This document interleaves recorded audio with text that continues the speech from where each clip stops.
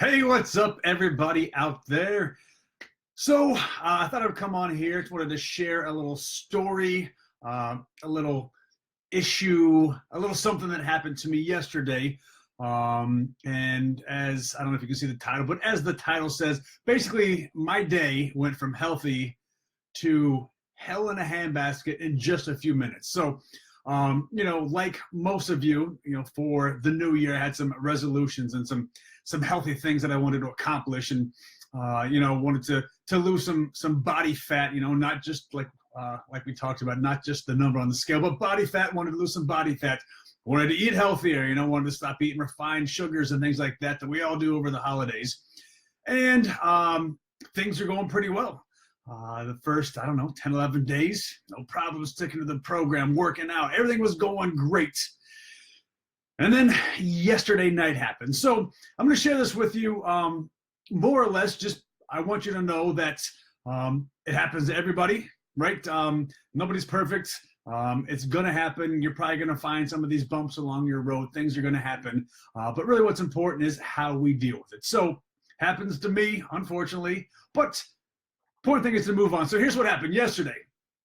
Did my resistance training in the morning. Had a nice healthy breakfast, had a nice healthy snack. Yesterday evening rolls around. I see my bike sitting on the trainer in the living room, and I decide, you know what? Bonus points. I'm going to hop on my bike. It's not part of the plan, but you know what? I'm going to get on the bike. I'm going to spin it out. I'm going to watch the news, and I'm going to get some bonus points, some bonus calories burned. It's going to be great. So I do hop on the bike. Going for it, hour 20 minutes on the bike. Man, so many calories burned. God, I'm happy. However, 15 minutes until I'm done, start getting a little hungry. 10 minutes until I'm done, get a little hungrier. 5 minutes until I'm done, and all I can think about is food. So hop off the bike. All right, go right to the kitchen. It's time to cook some dinner. Hadn't prepared dinner because I hadn't planned on being on the bike, but all right, I'm starving. It's time to hop on dinner. So I'm starting to cook dinner, and all of a sudden, on the other side of the kitchen, on the island, something catches my eye. Ignore it. Don't worry about it. Go back to cooking. Look over again. Man, it catches my eye again. There's this bag of cherry Twizzler bites, and I swear it winked at me, right? It winked at me, and I'm like, no, I ignored it. No, don't do it. I ignored it. Look back over again. Sure enough, psst, hey, Michael, come here. This thing is like flirting with me, right? This bag is flirting with me. Little backstory. Every year, I don't know, probably for the last like 25, maybe 30 years, my aunt has got me this bag of cherry nibs, cherry Twizzler bites, and a bag of Tootsie Roll Pops and Tootsie Roll Suckers. Every year, I get those for Christmas. I don't know why. It just happens. And the past few years, since I've been in health and fitness, I usually give them away. This year, I gave away the bag of Tootsie Pops. They're gone. But for some reason, this bag of cherry Twizzler bites was sitting there. So this bag is flirting with me. Psst, come on over. So I go over. I start talking. Now, mind you, I'm starving right after the bike ride. I'm like, you know what?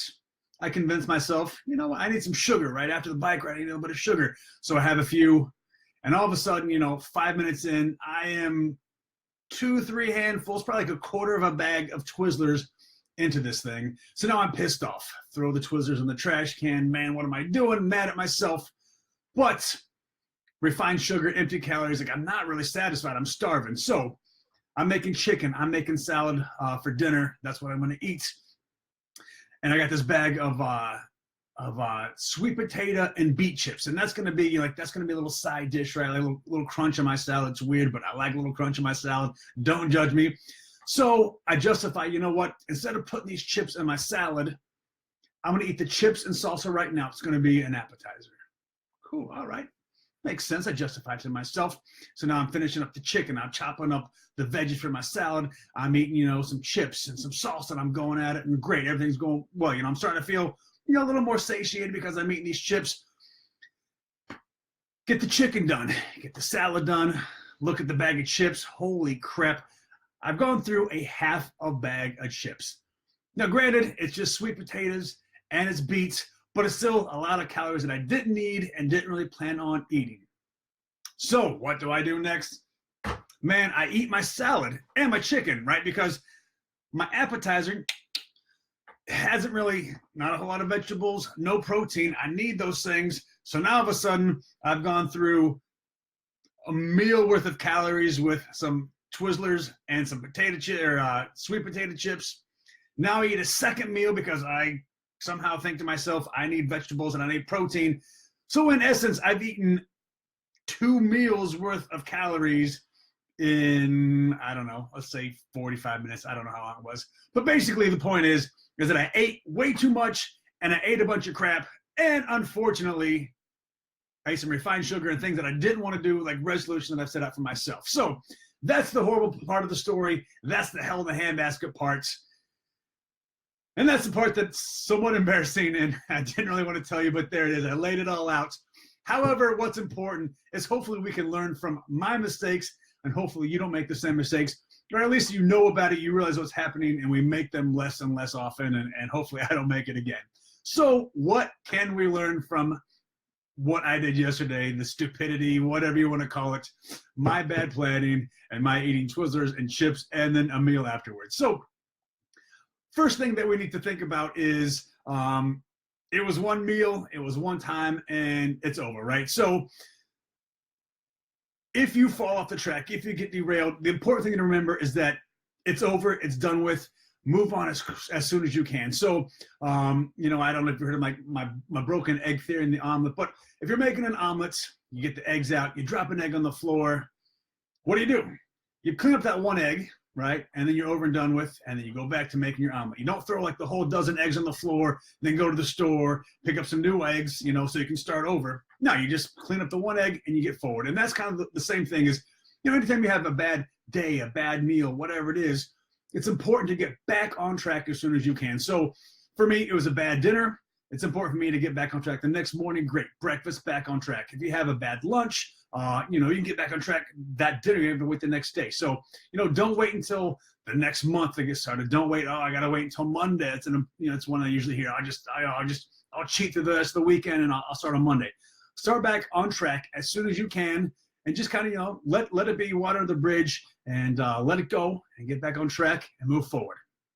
Now, the second thing that we can learn from this is it's important to plan your day out, right? So plan out your meals, plan out your workouts, you know, and if you can plan those out in advance, it's going to prevent things from like being ravenous after a workout from happening. Now, yes, I did do a bonus workout. I thought I was being great, burning all those extra calories, but had I put that in my plan, I could have eaten ahead of time, or, you know, even if it's, you know, you can do spontaneous things. There's nothing wrong with being spontaneous, but what I should have done is when I realized that I was going to do this workout is maybe, you know, eating a little bit, maybe, you know, part of a Cliff Bar, or, you know, had a little something to put in my stomach since I didn't have a huge lunch. I hadn't eaten, you know, for a few hours. So I knew better, you know, I know myself, I should have eaten a little something before that workout. So planning ahead like that is going to prevent things from like getting done with the workout, you know, and being ravenous, or, you know, maybe not eating through the entire day, and, you know, or not, you know, for instance, not planning your lunch out. You're at work and all of a sudden you're hungry and you eat the first thing you find. It could be fast food. It could be something you don't want. So planning ahead is going to also prevent a lot of these things from happening. Third thing that we can learn from this, get rid of shitty food, right? If you have that crap in your house, it's going to be tempting, and more than likely you're going to eat it. I don't know why I had this bag. I knew better. I should have thrown it away. I should have given it away, but I didn't. It was there. I was starving. It was easy, and I ate it. So go through your cabinets, go through your fridge, go through your house and get rid of that shit. Go through your desk at work. If it isn't around, it's going to be hard to eat. So get rid of it. That's going to prevent a lot of problems. Now, that's not to say you can't have a cheat meal. You can't have snacks, right? Obviously, if it's your resolution and you're avoiding it, well, then don't do it. But, you know, if you're planning cheat meals and snacks, make those be, you know, outside of the house. So, you know, maybe you have a cheat meal at a restaurant. Maybe you have, you know, you go to a movie and you want whatever, gummy bears or whatever at the movie theaters. Those things are outside of the house. It's a one and done thing. You leave the place and, you know, like then your cheat meal is done. So that's a good way to put your cheat meal in, you know, or those kind of things. Just don't keep them around the house where you're going to be tempted to eat them. And the fourth thing we can learn is have healthy foods ready to go. Had I had healthy snacks, no shitty food and healthy snacks ready, I probably would have eaten, maybe pita chips and hummus, maybe, carrots and hummus, things like that, if they're around, if they're available, you're going to eat them. I know personally, just something as simple as grapes. If there's, if I go and buy grapes at the store and, you get the whole vine of grapes, I'll eat them. But if I take the time to wash the grapes, pull them all off the vine and put them in a bowl, I'll reach in and more easily grab a handful of grapes and eat those a lot more often than if they're still on the, on the vine. So, just small things like that. Take a day, take a few minutes, not a day, like an afternoon, on Sunday, and pre-prep all your meals and get your snacks ready, and if you have all of those things ready, it's going to be a whole lot easier for you to just grab them when you're hungry in these situations. If you're hungry, if you're on the go, you can grab a healthy snack, and that'll be a better option for you. So those are 4 things that we can all take away from my mistake last night. Just really quickly go over them. Get over your mistakes as soon as possible. We're moving on to the next day, the next meal. Plan your days in advance. Get rid of that crappy food and try to get some of those healthy snacks. Put them where you can easily grab them. And that's going to prevent these kind of things from happening. So learn from me.